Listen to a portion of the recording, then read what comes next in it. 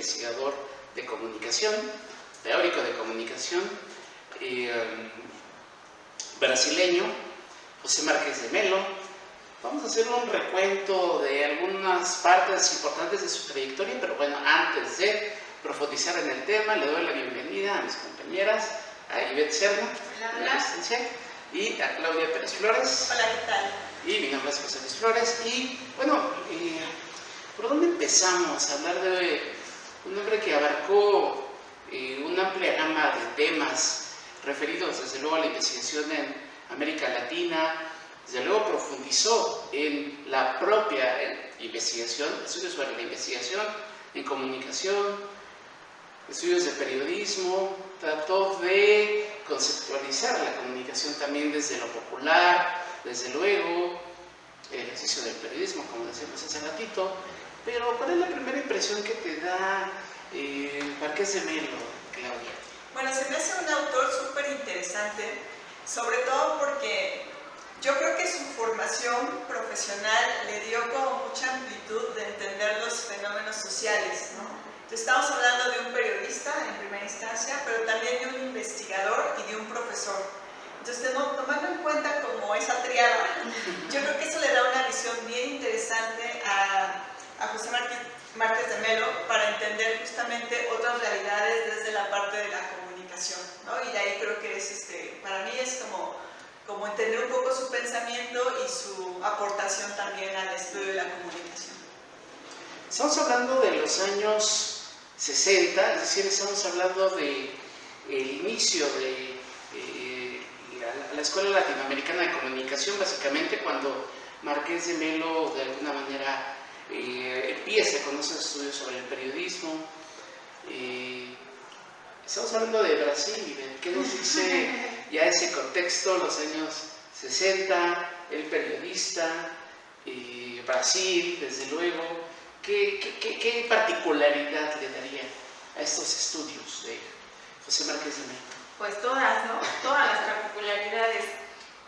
Este es un autor particular porque, a diferencia de los otros dos autores que hemos tratado aquí, Pascuali y Jesús Martín Barbero, que los tenemos que entender desde marcos filosóficos a veces muy lejanos a nuestra realidad comunicacional, la verdad es que Márquez de Melo es un periodista, no es un filósofo, que eso ya le da otra visión y otras herramientas para interpretar la realidad informativa y comunicativa de Iberoamérica.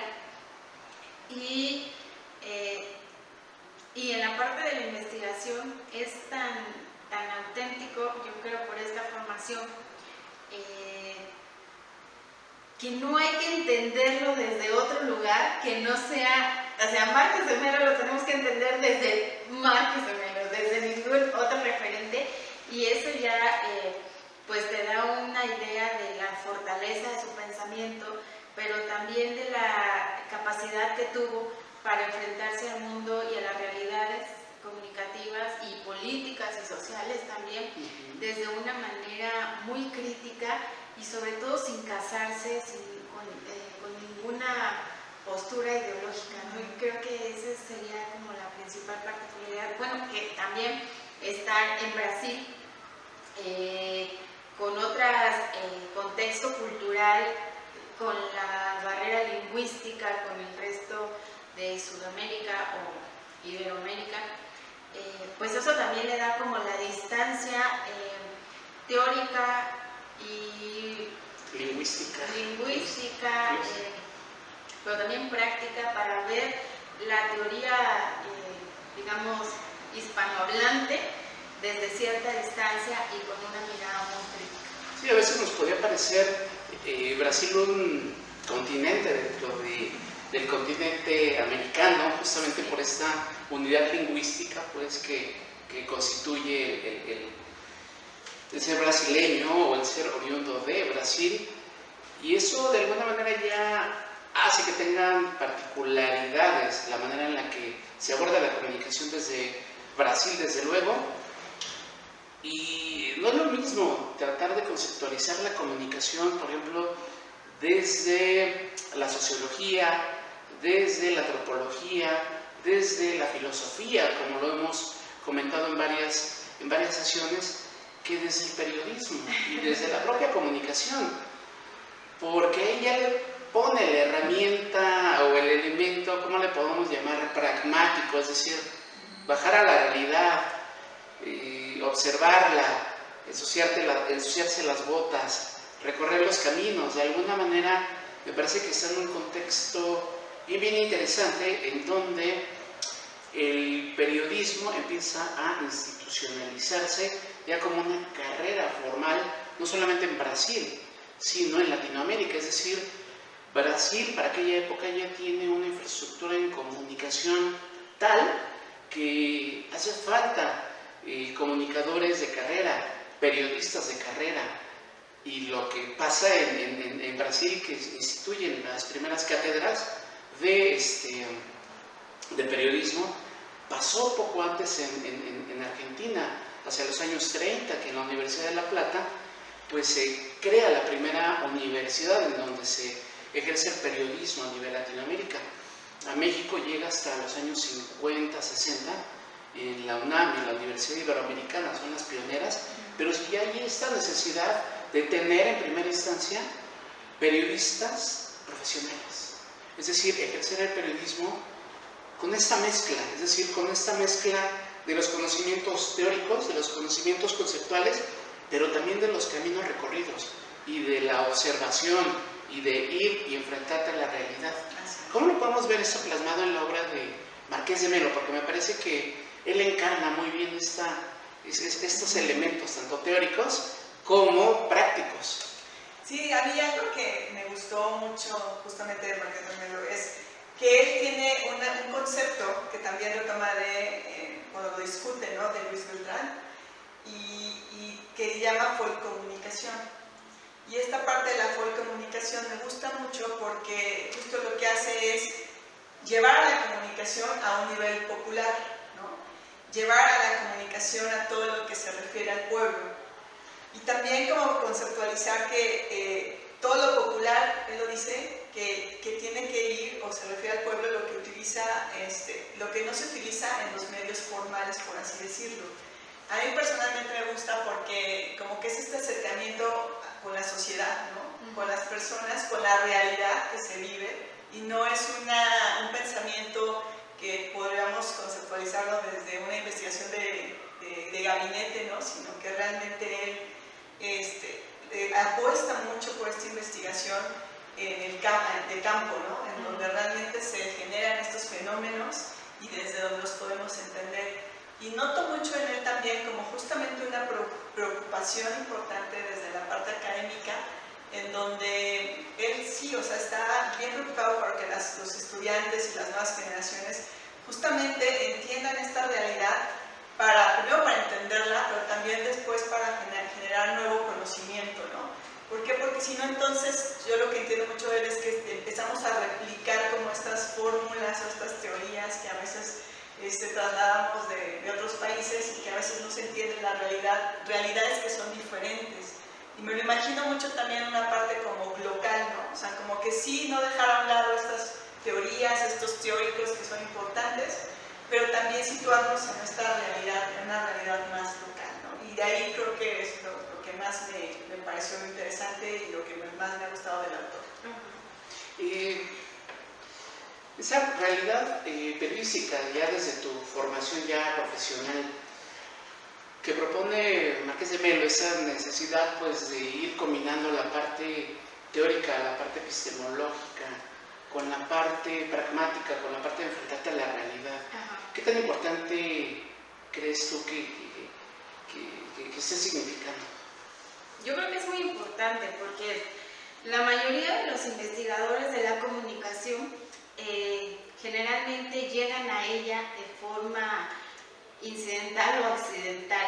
Ellos primero reciben toda una carga teórica a través de la cual, y además se casan con una corriente, a través de la cual ya tienen una visión a modo de la realidad y es casi inamovible. Entonces lo que ellos van haciendo es tratando de meter todas las realidades a las que se enfrentan en esa corriente epistemológica o teórica en particular. Y en el caso de Márquez de Melo, su formación primero periodística, un poco alejado de la carga teórica o ideológica, es que tener una pata en la tierra, o las dos, les da la oportunidad de conocer las realidades y de interpretarlas desde la vivencia inmediata de ese momento y además desde el contexto. Es decir, a un periodista lo que le enseñan es, a ver, primero contextualiza, ¿no? Tienes que entender en dónde se está situando el fenómeno y a partir de ahí interpretarlo y entonces difundirlo. No es como que, bueno, agárrate a Marx o a Althusser o a alguien y desde sus supuestos teóricos, ¿cómo se debería de interpretar esa realidad? O sea, no tenía esas cargas. Entonces, esta formación periodística, y además él lo ejerció, el periodismo, muchos años, le dio esta práctica real, porque, a ver, si por ejemplo ponemos la Cumbre de las Américas, que es un tema que está ahorita en toda Latinoamérica potente, ¿no? Si tú le dices a un investigador teórico de la comunicación, interprétame la Cumbre de las Américas, a lo mejor te va a sacar la onda del socialismo y del marxismo y del capitalismo y la dialéctica y la manga del muerto, pero si tú le dices a un periodista, interpreta qué es lo que está pasando, el periodista va a decir quiénes son los actores, cuáles son los intereses particulares de los actores, cómo impacta eso en la realidad inmediata, pero también cómo puede impactar a la realidad regional dependiendo de los diferentes contextos. ¿Quién dice qué? Ahora sí, ¿no? ¿Por qué el presidente de Cuba dice una cosa, el de Venezuela dice otra, el mexicano dice otra? ¿A partir de qué marcos? Pero no marcos teóricos, sino marcos de realidad, ¿no? ¿Qué tipos de liderazgo incluso podemos ver ahí? Sí, exactamente. Y a veces esa práctica es donde chocamos los que tenemos una formación periodística con la academia, porque pues sí se verá muy chido todo lo que dicen, pero en realidad es que cuando tú lo llevas a la práctica, dicen, o sea, no tienen ni idea, no tienen nada que ver con lo que realmente está pasando, ¿no? Y eso, digamos, pone de cabeza el método científico, por así decirlo, básicamente. Sí, esa es otra de las... Para mí es la principal aportación de Márquez de Melo, que él critica mucho el método científico tradicional a su manera, siempre está proponiendo otras formas de investigar, otras formas de acercarse a la realidad, propone generar nuevas herramientas, propone que el investigador se sitúe desde su realidad cultural y desde ahí lo interprete y no desde a veces otras realidades teóricas que nada tienen que ver con nosotros o con el territorio donde lo estás poniendo en práctica. Es decir, si quieres estudiar el movimiento zapatista de la escuela de Frankfurt, sí hay una distancia, ¿no? Hay una brecha que no corresponde a la realidad, aunque en la teoría y en el método científico tú lo encuadres perfectamente, o sea, mientras tú justifiques, ya la onda está hecha. Pero, como decía Claudia, eso no ayuda nada a la generación de conocimiento, ¿no? Ese tipo de investigaciones, pues a lo mejor, pues sí son muchas, a lo mejor sí dan un cierto prestigio, pero la verdad es que no sirve de nada. Y desde esta postura Márquez de Melo, un conocimiento que no sea útil y que no sea útil sobre todo para modificar una realidad en favor del bienestar de una comunidad, pues la verdad es que es un conocimiento que no sirve de nada. Y es muy interesante por el contexto que les toca a ellos vivir, esta generación como muy inicial de investigadores ya formales de comunicación, y aprovechamos justamente para decir que justamente Márquez de Melo es uno de los primeros que observa y propone que hay una corriente de comunicación en Latinoamérica. Entonces, eso es bien interesante, porque ahí están conviviendo diversas realidades y diversas personalidades. Paulo Freire, por ponerte un ejemplo, es decir, esa perspectiva de acercarte a la realidad y de cuestionarte, bueno, ¿y para qué nos educamos? ¿Y para qué conocemos? ¿Sí? Una educación bancaria en donde nada más se depositan ahí conocimientos, ¿o para qué nos va a servir este conocimiento si no vamos a transformar nuestro entorno, si no nos va a servir para mejorar esa realidad? Entonces, ahí se combinan como que muchas realidades que Márquez de Melo de alguna manera las conjuga para hacer una propuesta para abordar el trabajo periodístico, justamente a partir de la praxis y a partir de la conceptualización del periodismo, no desde la sociología, no desde la política, no desde la filosofía, sino conceptualizar al periodismo desde el periodismo mismo y desde la comunicación. Y ahí ya te cambia totalmente el panorama, desde luego, porque propone otros conflictos, propone otros propósitos, como lo comentabas, Claudia, es decir, esas formas de comunicación que estarían tratando de vincularse con lo popular, es decir, la folk comunicación, es decir, cómo estaríamos entendiendo este aterrizaje del trabajo periodístico con lo popular, Claudia. ¿Cómo crees tú que con la folk comunicación, que él entiende lo folk o lo folclórico como lo popular, es decir, lo que viene ahí de la gente, de la ciudadanía, del pueblo, por llamarlo de alguna manera? Pues ahí yo lo entiendo como que es importante analizar las actitudes, los comportamientos, la ideología, de cómo piensan, y no nada más una población general, sino la población que son los pueblos marginados también, que es en un entorno que también me gustó mucho de su pensamiento, un entorno urbano y rural también. Entonces es entender como de manera un poco más integral, holística, como este pensamiento, y pues ahí también me gusta también un concepto que él dice que es buscar una solidaridad permanente, ¿no? Es decir, un apoyo mutuo, pero que no sea solamente situado en un contexto incluso electoral, ¿no? Lo vemos cuando se hacen las campañas políticas, al menos en México, donde estamos hablando de que cuando hacen la pre-campaña, pues sí se preocupan por barrer la calle, ¿no? Y por pintar las paredes, etcétera. Pero termina este proceso y se olvida de todo. Entonces creo que también mucho de su pensamiento le apuesta, y dentro de este concepto de la folk comunicación, pues le apuesta como mucho al escuchar también las demandas del pueblo, ¿no? De lo popular. Y desde ahí pues son las ideas, las opiniones, las actitudes, y desde ahí como ver, pues entrar justamente a estos estudios, ¿no? Entrar a los estudios que realmente están permeando la realidad, y creo que eso es lo que a mí más me llama la atención. En ese contexto en el que tú nos hablas, pues ¿de qué nos serviría el tener en nuestra casa? Porque de repente hasta en las casas más humildes de repente tienen su pantalla y tienen... Más pobres. Sí, desde luego. Una pantalla, de repente una computadora. ¿De qué nos serviría tener pues estos instrumentos, estos aditamentos, una pantalla, una computadora, con ese tipo de contenidos, por una parte, y pues desde la parte de la perspectiva pues de la gente, de la ciudadanía? ¿De qué nos serviría? Pues? Bueno, yo pienso que los aparatos eléctricos que mencionas, ¿no? Bueno, sí, la televisión, ¿no?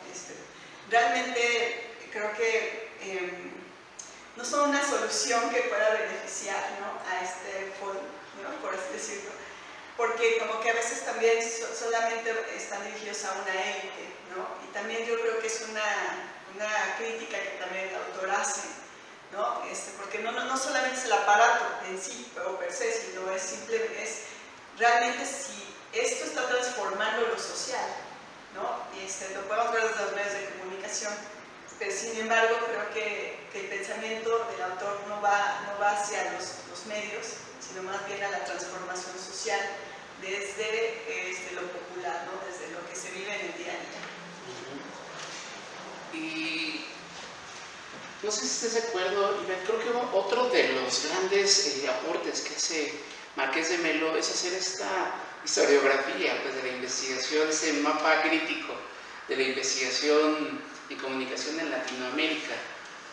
en donde hay un poquito de todo, es decir, empieza desde la academia, es decir, esta investigación empieza desde las universidades, desde la Universidad de La Plata en Argentina, desde las universidades en Sao Paulo, en Brasil, desde la UNAM, desde la Universidad Iberoamericana, etc. Pero de ahí pasa a los institutos, a las instituciones, a la CEPAL, a la CIESPAL, al CEREN. Fíjate, de repente no hablamos tanto del Centro de Estudios de la Realidad Nacional en Chile, por ejemplo, pero fue importantísimo porque ya puso los estudios de comunicación ya desde la perspectiva de la realidad nacional. Trataba de irlos acercando ahí con Hernán Matelar a la realidad nacional, y queda ahí un legado bien interesante en los cuadernos del CEREN, que se pierde de repente todo eso ahí con la llegada de Pinochet, y que después se formaliza, de repente se va formalizando ya cuando se crean estos institutos. ¿En qué situación estamos en términos de la investigación en comunicación en Latinoamérica? ¿Qué problemas, qué panorama nos está planteando José Márquez de Melo?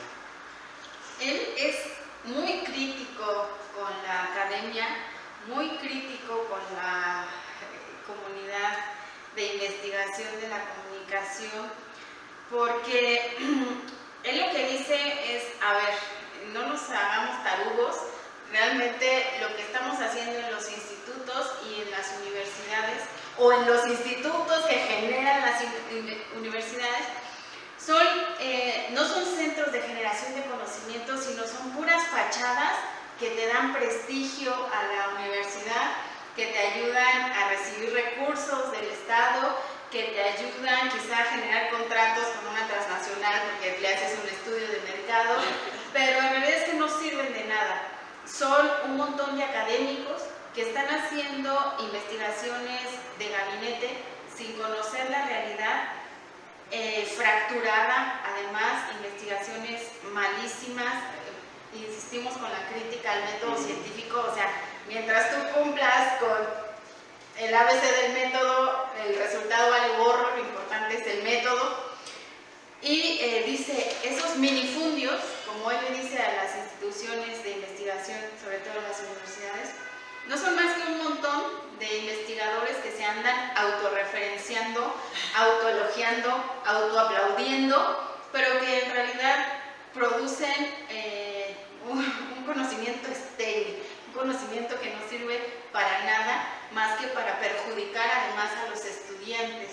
Y él cita a Zizek respecto a esto y dice, en el discurso estos investigadores pueden decir que están haciendo las máximas investigaciones para la decolonización y todo, pero en realidad estas prácticas no es que una neocolonización de la academia. Entonces es muy crítico con ellos, pero por otro lado reconoce justamente a estos referentes de la comunicación latinoamericana como Luis Ramiro Beltrán, sobre todo Luis Ramiro Beltrán, Paulo Freire, Pascual, que producen un conocimiento, como decía Claudia, que en realidad sigue encaminado a la transformación social. Y él en esta misma línea dice, lo importante de la investigación en comunicación es el proceso, son quienes participan. Y tiene aquí una disputa, él habla del saber y del poder, y dice, bueno, la comunicación no es más que el ejercicio de un poder que te da un saber que no es compartido con la población, aunque tenga estos grandes televisores y estas grandes computadoras. Es decir, tener la última computadora no te hace partícipe del saber ni del poder, al contrario, te hace como el receptor del conocimiento hegemónico.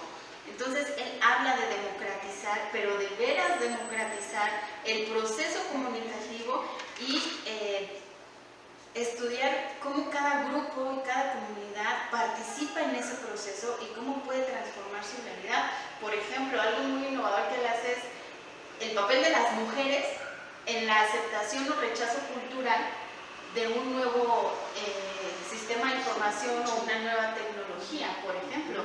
Y ahí, por ejemplo, es también muy crítico con los estudios sobre Internet y sobre estos estudios de moda de los que hemos hablado aquí, ¿no? Sí,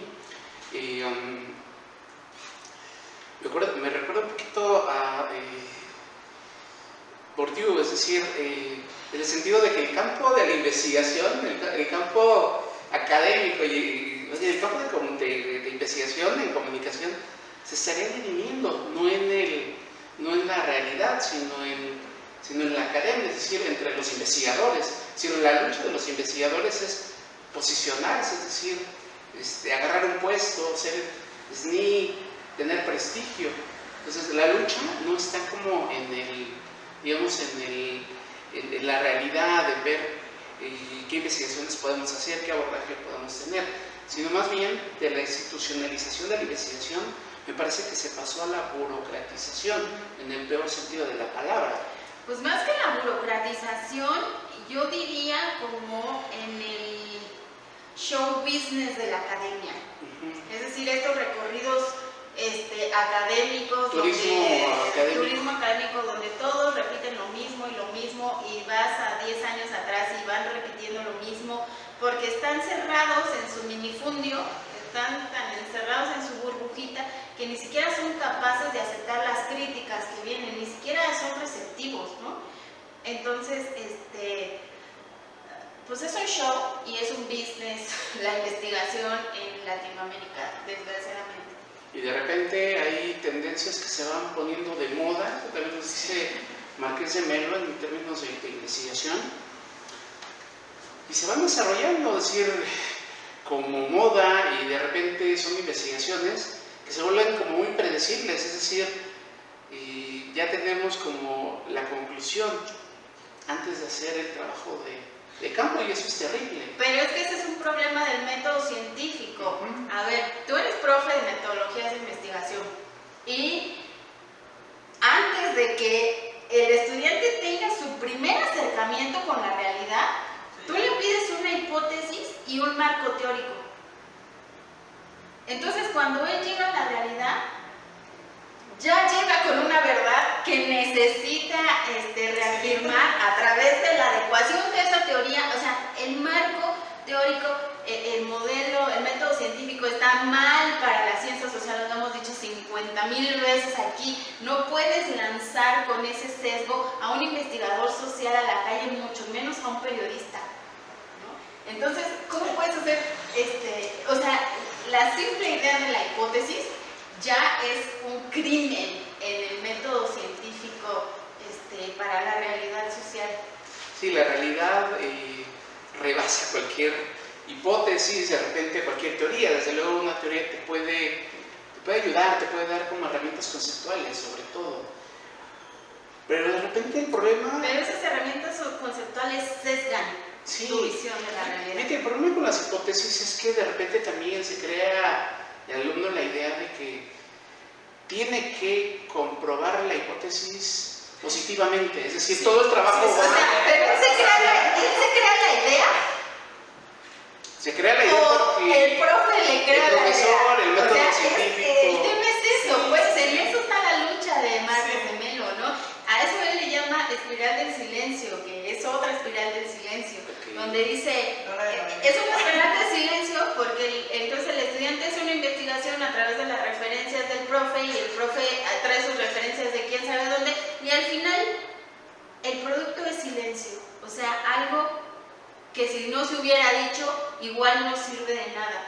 El otro día yo estaba revisando el Facebook, no voy a decir nombres porque además es mi amigo y lo quiero un montón, pero estaba criticando a un investigador que, de un instituto, pero ahora no me acuerdo, importante en México, que de repente otro investigador dijo, no, es que se plagió esta parte. Entonces me meto y dice mi amigo, es que parece que se necesita plagiar para tener un buen puesto. Entonces entro y resulta que este hombre agarró unos párrafos de una investigación, pero no le puso la cita como el APA nos dice que debe de llevar la cita, Sin embargo, sí le puso la referencia al final, ¿no? Entonces, un montón de comentarios también, no, es que así es la intelectualidad y lo académico y el rigor y la manga del muerto. Y yo les dije, o sea, bájenle a su APA y no sean tan dogmáticos, ¿no? O sea, neta, el estudio de la realidad, la generación con conocimiento, tiene que ver mucho más si está citando en APA, en Boston, es más, ¿no? Tiene que ver con otras cosas. Me parece que la solución no es no trabajar con hipótesis, sino aprender a trabajar con hipótesis a pesar de, y con el APA a pesar de, y con la teoría a pesar de. Y trabajar con la teoría y con las hipótesis o con objetivos de una manera crítica y que no se entienda como una verdad inamovible. El tema es no ser dogmáticos, Desde pues, luego. y en el tema del método científico y de la investigación académica somos más dogmáticos Más papistas que el Papa. Neta. O sea, Y una cosa que más. tienen que entender los alumnos es que el resultado de una hipótesis no tiene que estar necesariamente atado pues a la comprobación de una hipótesis e incluso a la comprobación numérica de una hipótesis, ¿no? O de una correlación o algo por el estilo, ¿no? Hay otras cosas que irían determinando, ¿no? Pero bueno, sí hay instituciones que me parece que sí están muy encaminadas hacia lo cuantitativo y hacia la medición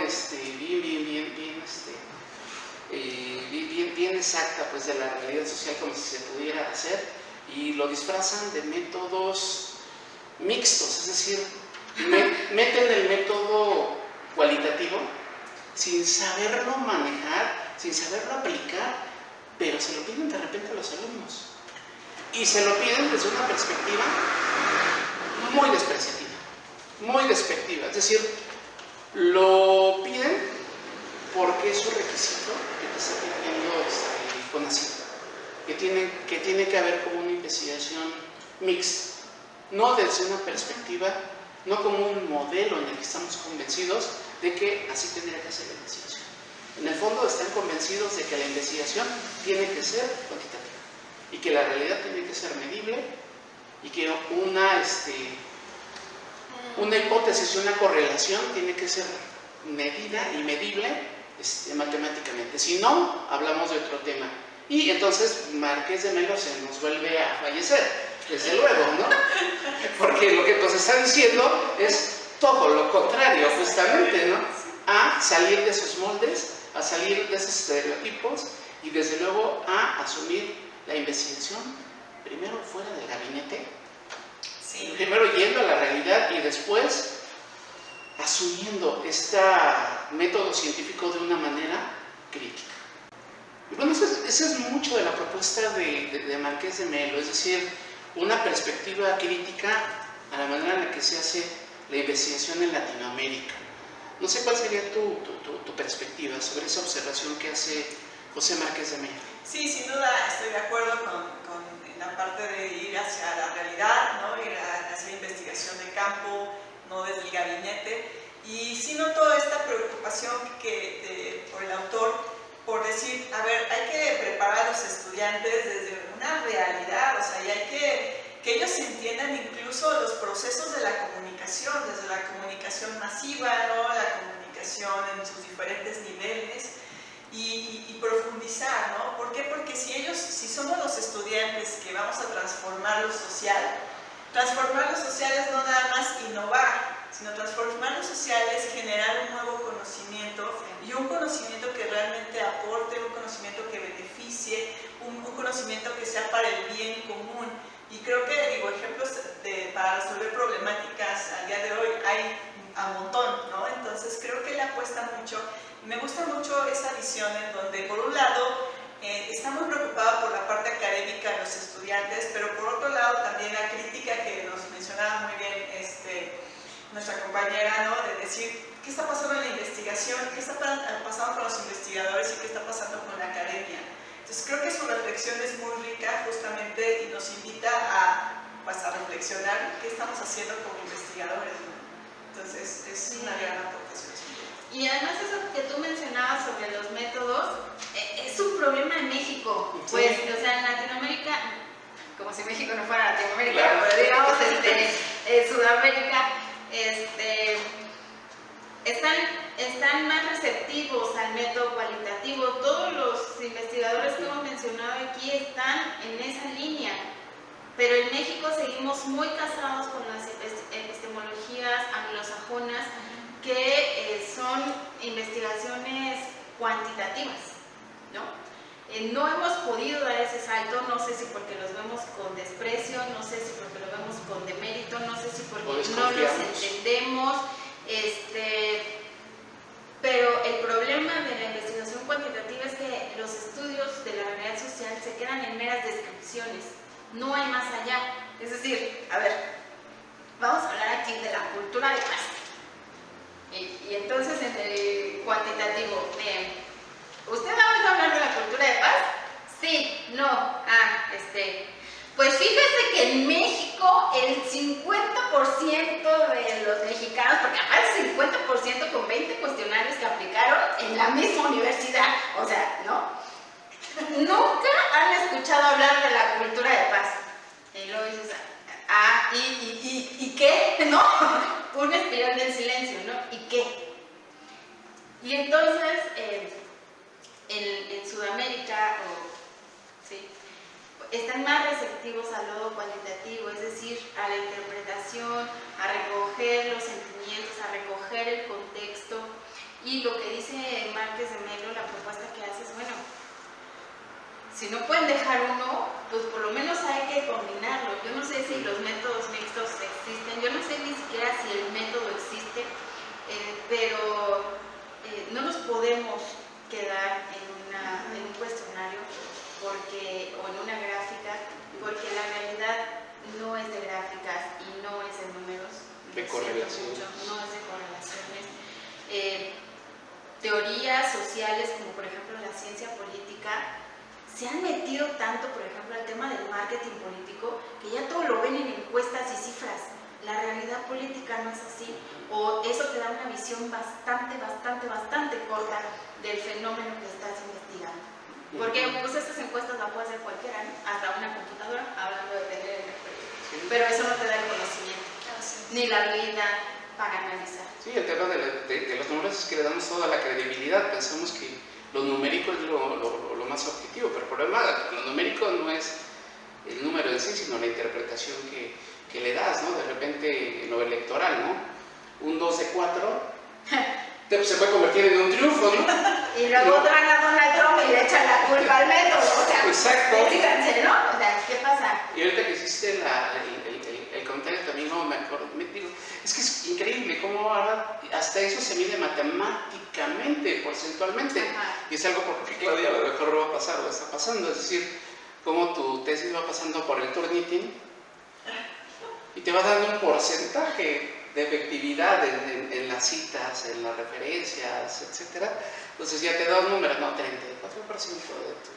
de tu texto está sospechoso, es sospechoso de plagio, ¿no? Pues llegas al 50%, pero bueno, no sé, digo, es bien complejo, es increíble, pues que hasta eso se mida matemáticamente hablando, ¿no? Y eso le está pasando al paciente de Perú. De repente también le encontraron que eso está más referenciado ahora. Ya, por favor, todo es referenciado. O sea, ¿quién entiende a la par? No, ya. Pero es la paciente, por favor. Y otra de las cosas bien importantes que ponen sobre la mesa Márquez de Melo es la propia investigación en Brasil.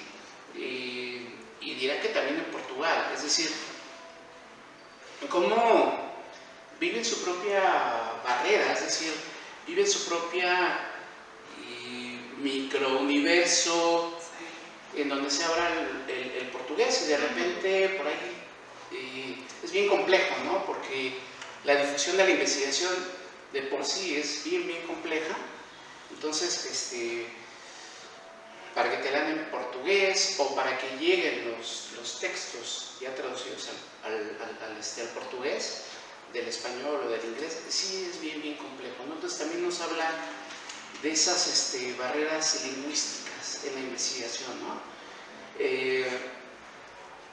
Entonces se convierte, el trabajo de Márquez de Melo me parece que va más allá de la historiografía, me parece que hay una historiografía pero muy muy crítica hacia la manera en la que se ha asumido la investigación en América Latina, con todos estos altibajos, por así decirlo.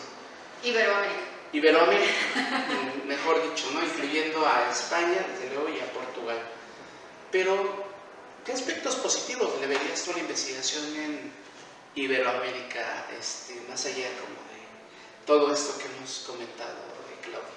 Pues que es bien rica la investigación que propone porque enfrentamos otras realidades que son muy complejas, que a veces incluso pues no son fáciles tampoco de abordar, y creo que la aportación o lo interesante de él es que la apuesta a decir, pues vamos a entender estas realidades en su complejidad, en toda su diversidad, ¿no? En todas sus dimensiones, y creo que me gusta también como esta postura de él en la que también la apuesta a hacer una buena investigación desde este lado, ¿no? Entonces, eso también es positivo, ¿no? Porque dice, bueno, también tenemos grandes pensadores, ¿no? Incluso sus mismos colegas, por así decirlo, con los que se interrelacionó, pues también como que les da un peso específico muy importante y les dicen, a ver, vamos a entender incluso estos autores con este pensamiento, porque ellos son también los que han vivido estas realidades. Y entonces, también incluso desde el mismo investigador dice, primero entiende la realidad también un poco de donde tú estás situado, ¿no? Para poder incluso reflexionar. Y creo que eso es lo que también valoro y más bien, me gusta mucho de la propuesta de la... Y ven, a partir de esta propuesta que hace Márquez de Melo de la investigación y el panorama que plantea en la investigación en Iberoamérica, ¿qué rasgos positivos verías tú en esta manera de asumir la investigación en esta región que nos ha tocado? Antes de mencionar los rasgos positivos, quiero retomar el tema de la situación geográfica de Brasil y la relación lingüística que tú mencionabas. Esto es muy importante porque la verdad es que Brasil trae su propio marco, trae su propia onda, que nada tiene que ver con los hispanohablantes, con la que traemos los hispanohablantes, y menos con la que traemos en México, por ejemplo. El español, por cuestiones culturales, digamos, los hispanohablantes de América, estamos lingüísticamente más ligados a los anglosajones, a los gringos, a los británicos, etc. Pero el caso de Brasil, con su idioma, con el portugués, no tienen o rompen o tienen una mayor distancia a la relación lingüística anglosajona, y eso les permite, digamos, explorar dentro de su propio marco cultural. Y literalmente, teóricamente, Brasil es otro mundo. Yo le preguntaba a un amigo la semana pasada, ¿tú cómo ves justamente a Jesús Martín Barber? Porque fíjate que estoy haciendo una investigación y no me cuadra, o sea, no me cuadra su propuesta, no me termina de cerrar la pinza, y me dice, quizá necesitas algo más antropológico, ¿por qué no volteas hacia Brasil? Dije, claro, o sea, los brasileños dan otra visión. Traen muy en el foco el tema de la, dice Márquez de Melo, comunicación colaborativa, solidaria, es decir, estos procesos para el bienestar de la comunidad, pero desde los referentes culturales de la comunidad. Es decir, Márquez de Melo nos decía, es que no necesitas irte a Estados Unidos o a Europa y traer esas corrientes y estudiarlas desde ahí. Claro que las tienes que conocer para tener estos puntos de referencia, pero aquí tienes los tuyos, ¿no? Recupera esos saberes, recupera esos procesos, y entonces haz tu análisis desde tu propio referente cultural. Entonces ahí ya le está dando al investigador otro peso, ¿no? Y en ese sentido, él critica mucho las modas. En el tema del internet, por ejemplo, dice, bueno, suben al internet como si fuera una realidad aparte, como si fuera un campo de investigación autorreferente, y se olvidan que también forma parte de toda una estructura, ¿no? Sí. Habla, por ejemplo, de romantizar la brecha tecnológica. Dice, como si eso no tuviera su origen en las brechas sociales que han sido históricas, ¿no? Eso nada más es un reflejo de esas mismas carencias desde siempre. Entonces, no es por la brecha tecnológica por la que tenemos que luchar, es por la brecha social, es decir, que no haya pobreza, que haya un acceso, que haya el ejercicio libre del derecho a la comunicación y a la información, el uso de las tecnologías inclusive, pero si la gente no tiene un buen poder adquisitivo, no tiene un grado mínimo de bienestar, pues hablar de la reducción de una brecha tecnológica es como aventar palabras al aire, ¿no? Por ejemplo, y creo que esa es una de las propuestas muy importantes, que no nada más es el tema de la comunicación, sino el tema de la comunicación como un bien común. Fíjate, situar a la comunicación no como un objeto de estudio, no como un campo, no como una herramienta, sino como un bien común al que todos tenemos derecho de tener acceso, y que además ese derecho debe estar garantizado desde el Estado, desde los medios de comunicación, desde la misma comunidad y desde los medios de la misma comunidad, que a veces no necesariamente son masivos. Sí, exactamente, eso es muy importante, ¿no? Y bueno, desde ahí yo creo que ya se me fue la idea. Ya se me había ido, no sé por qué. Las divagaciones, ahorita me acuerdo se las sabía. Pero bueno, creo que por ahí va la importancia de Márquez de Melo y recuperar esta parte de la comunicación como un bien común.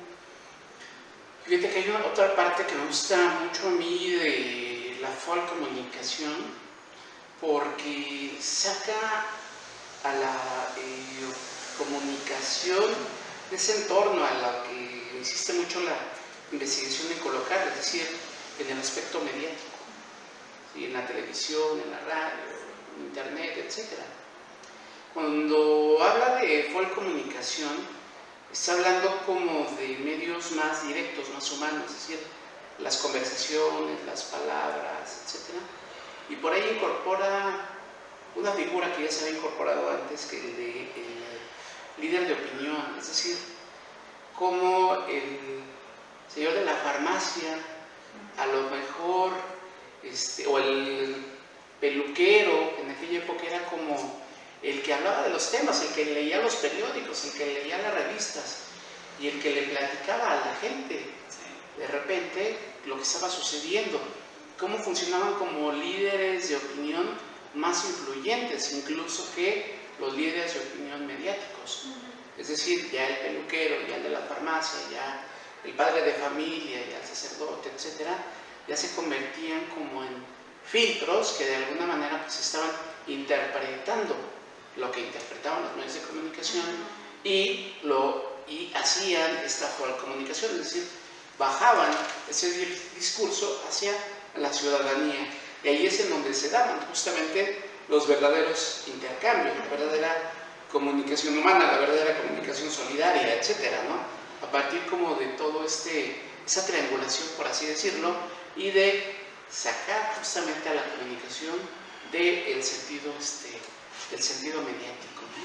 Pero hay un ejemplo, porque desde donde tú lo estás poniendo, nos pensamos en la comunicación de dos pasos, o el filtro, ¿no? El famoso portero de la información. Pero creo que Márquez era como más crítico en ese sentido. Es decir, ¿de qué sirve que el barbero sea el líder de opinión si no estamos analizando la calidad de información que le está llegando? Si no tiene acceso al saber, sino a un mecanismo del poder, ¿no? O sea, es todo un proceso, pues. No es que esté mal que el barbero sea líder de opinión. El tema es cuál es la calidad de la información. No, él no habla de esos términos, ¿eh? Ajá. Es decir, él habla de términos de que es en realidad están como en posición de tener acceso a la información. Exacto, pero ya viéndolo como en todo en un proceso de comunicación justamente la crítica es hacia ahí, pero también hay que revisar cuál No, es siempre hay como ese peligro, ¿no? De que el papá, el sacerdote, incluso filtre la información para sus intereses, ¿no? Incluso él habla, no sé si muy idealista esta parte, que hay que capacitar a los dueños de los medios de comunicación para que ya no sean unas instituciones del ejercicio del poder, sino que contribuyan al saber y a la democratización de la información. Ahí no sé qué tan real puede ser eso. Y la idea que se me olvidó hace rato fue que justamente decía que la investigación académica es tan estéril que en realidad quienes llevan la batuta en el estudio de los procesos de la comunicación son la clase trabajadora y los movimientos sociales.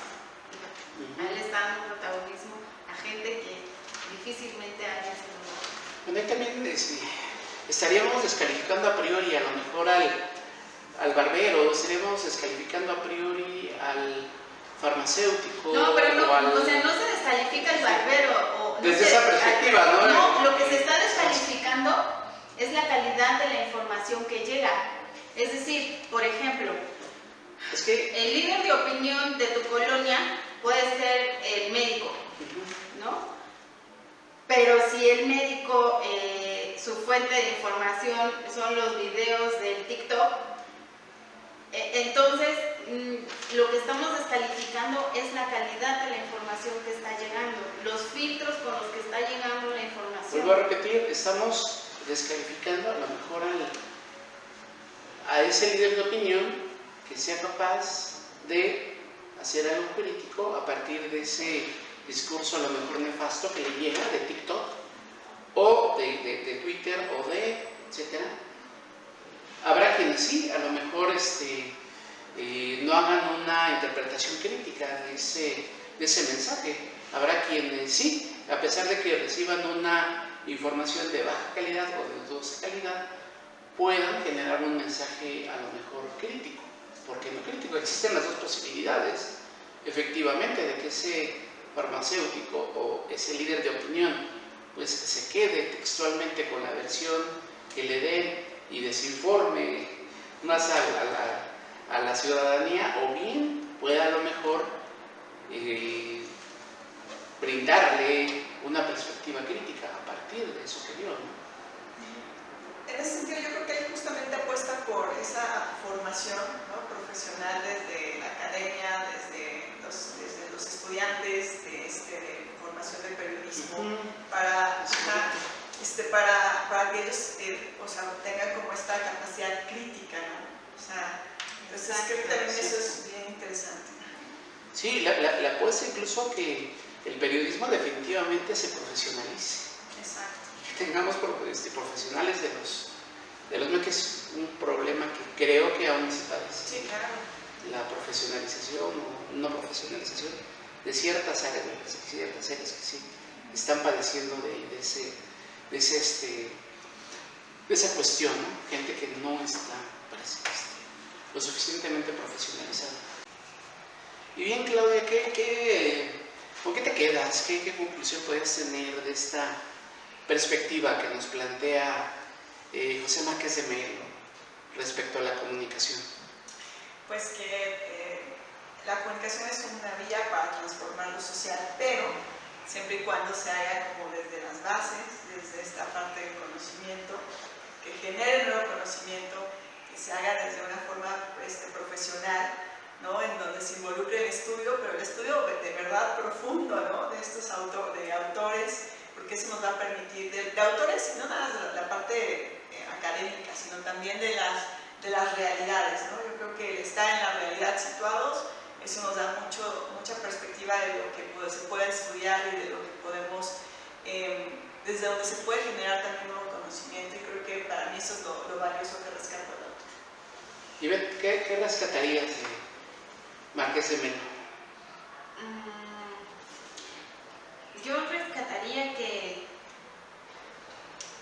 para entender un proceso comunicativo sí necesitas teoría, ayuda, pero también necesitas mucho campo, que siempre te tienes que acercar a la realidad desde una visión crítica, no desde sido inamovible. No hay verdades absolutas, incluso en la realidad con la que uno se enfrenta, ¿no? Creo que los estudiantes, los investigadores, los periodistas, tenemos que voltear un poco más a Brasil y ver qué es lo que está pasando ahí, rescatar también este sentido de la comunidad, del bienestar, del bien común y sobre todo del saber cultural de una comunidad para desde ahí interpretar un proceso de la realidad o un fenómeno comunicativo. Él decía que la investigación en Hispanoamérica todavía no ha dado lo que tiene que dar, tiene mucho potencial, pero digamos es un potencial mal encauzado y que en este sentido él consideraba que ya sea México, España o Brasil tenían que llevar el liderazgo de esta nueva corriente de comunicación. Yo a México lo veo muy atrás y lo veo muy lento en propuestas comunicativas. A España lo veo más en el sentido del exotismo de lo que se está haciendo en América del Sur.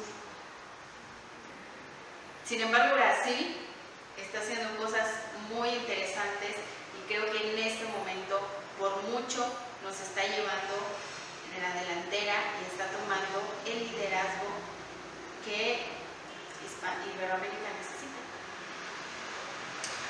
Me quedo en lo particular con esa perspectiva crítica que hace de la investigación de comunicación en Iberoamérica. Me parece muy rescatable ese trabajo, sobre todo porque no hace únicamente el trabajo histórico, el trabajo del recuento, en el que él es un protagonista y en el que él es un pionero, sino que lo hace desde una perspectiva muy crítica, lo hace desde una perspectiva en donde sí me parece que no se tita el corazón de repente para criticar incluso a sus propios colegas desde la perspectiva de la propia comunicación o desde la perspectiva del periodismo, pero me parece que ese es el trabajo valioso, ese trabajo importante e interesante. Me parece que es muy aleccionador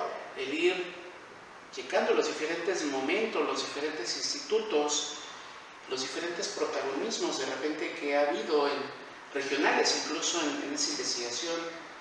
En un momento estuvo en Chile, en otro momento estuvo en Argentina, en Brasil. Comparto la perspectiva con respecto a México. Me parece que hace falta muchísimo más salida a campo. De repente me da la impresión de que sí hay como ciertas reservas, incluso en doctorados o ya en institutos de investigación sobre acudir pues, a la realidad e investigar, indagar. Perdón que te interrumpa, me estoy acordando, les voy a explicar con un ejemplo. Hace poco se doctoró una amiga y estaba hablando sobre el tema de los desaparecidos de Ayotzinapa. Los padres de los 43 hacen asambleas mensuales para saber cómo va el rumbo del movimiento. Ella acudió a 4 o a 6 asambleas de estas y esa fue su investigación de campo. Y cuando estaba presentando su libro, porque su tesis doctoral la convirtió en un libro, todos los miembros de la academia que estaban invitados estaban fascinados, porque no, con ese nivel de campo que había hecho, esto ya era extraordinario, era de otro mundo, ¿no? Era casi como Levi-Strauss que se puede sí, hacer. ¿no?